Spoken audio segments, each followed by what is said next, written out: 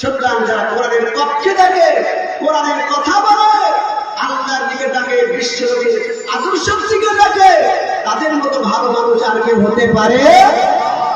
আল্লাহ নবীর সাহাবী হযরত আবু সাঈদ খুদরী রাদিয়াল্লাহু তাআলা বলেন, বিশ্বনবী জনাবে মুহাম্মদুর রাসূলুল্লাহ সাল্লাল্লাহু আলাইহি ওয়াসাল্লাম বলেছেন, মা রাআ মিনকুম মুনকারান ফালিয়ুগাইয়িরহু বিয়াদিহি।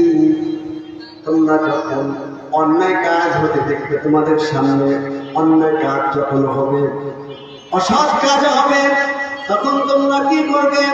ফালিয়ুগাইয়িরহু বিয়াদিহি, হাত দিয়ে প্রতিহত করবে। যদি হাত দিয়ে প্রতিহত করার মতো তোমাদের শক্তি সামর্থ্য না থাকে, ফাবিল ইসলামিহি, ফাইলাম নাস্তাতিউ ফাবিল ইসলামিহি, তাহলে জবান দিয়ে, কোরআন দিয়ে, হাদিস দিয়ে বোঝাবে মানুষকে, কোরআনের দিকে কোরআন দিয়ে, আল্লাহ রাসূলের হাদিস দিয়ে ডাকবে। যখন এই জবান দিয়ে যখন বোঝাতে যায়, আর এখন আমরা যখন কোরআনের পথের দিকে ডাকে, কোরআন দিয়ে, বিশ্বনবীর হাদিস দিয়ে যখন ডাকে, মানুষকে আহ্বান করায়, সুদ ঘুষ থেকে বিরত থাকার জন্য মানুষকে আহ্বান করে, তখন ওই সকল আলেম ওলামাদের বিরুদ্ধে মামলা দায়ের করা হয়ে যায়। যদি বলুন ঠিক না পিঠে?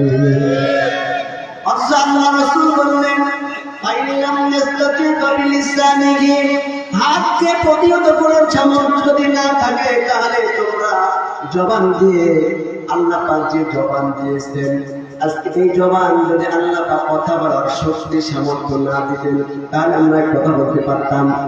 আর একটু জোরে বলে কথা বলতে পারতাম না।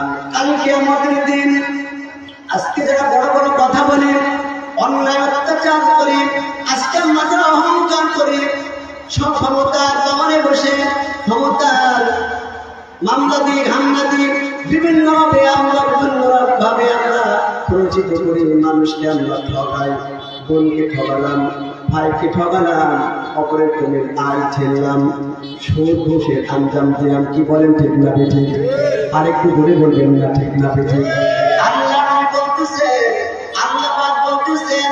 যে যারা কোরআন দিয়ে কথা বলে, কোরআন দিয়ে মানুষকে আহ্বান করে, ওয়ামান আহসানু কাওলাম মিম্মান দাআ ইলাল্লাহি ওয়া আমিলা সালিহান ওয়া ক্বালা ইন্নানি মিনাল মুসলিমিন। জোরে বলুন আল্লাহু আকবার।